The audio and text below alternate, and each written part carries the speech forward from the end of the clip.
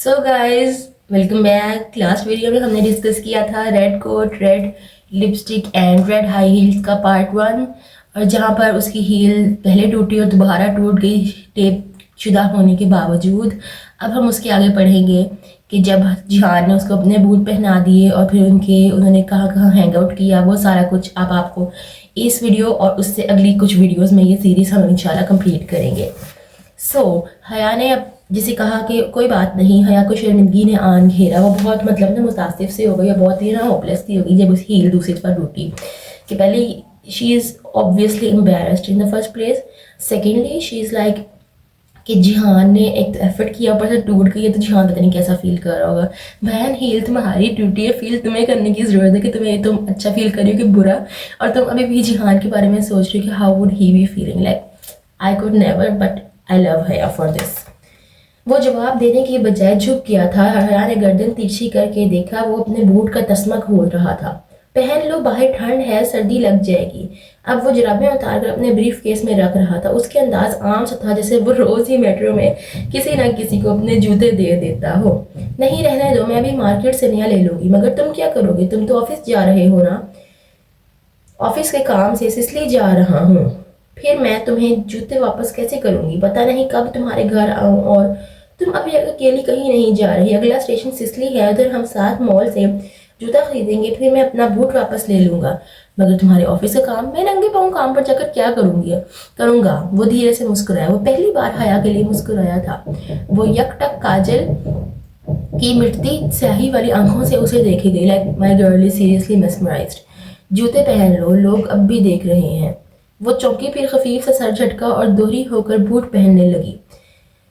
Sicily के stop पर metro से उतरते वक्त हया ने देखा जिहान बहुत आराम से उसके आगे नंगे पांव चल रहा था। उसके अंदाज में कोई कोफ्त, कोई झिझक ना थी।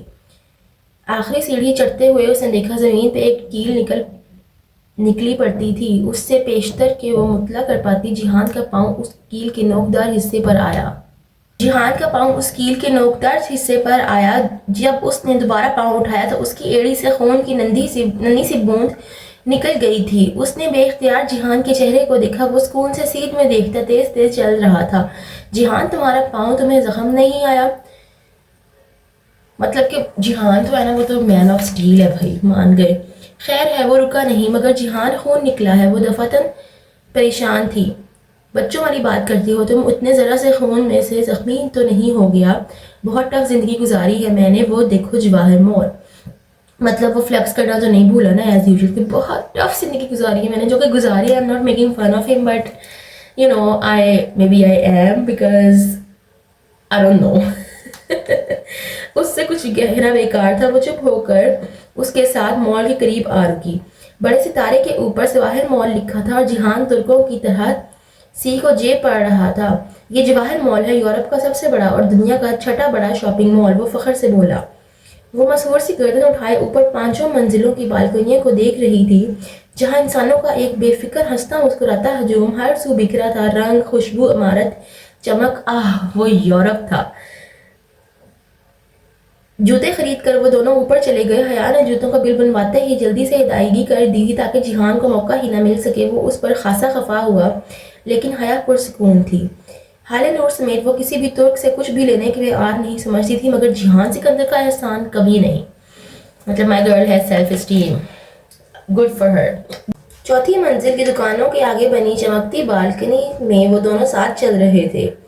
जिहान की रफ्तार से मिलने के लिए तकरीबन उसे भागना पड़ रहा था, फिर भी वो पीछे रह जाती थी और वो आगे निकल जाता। वो उसका साथ देने की कोशिश में अब थकने लगी थी। शायद यही उनकी जिंदगी की कहानी थी। बाकी नेक्स्ट कहानी हम डिस्कस करेंगे in our next video. Stay tuned for that, and if you have watched this you need to watch that later too, because मज़ा नहीं आएगा अगर आप वो नहीं देखेंगे या अगर आपने इससे पिछला पार्ट नहीं देखा। प्लीज़ ये सीरीज़ को कंटिन्यू कीजिएगा क्योंकि ये सीरीज़ बहुत मज़े की है।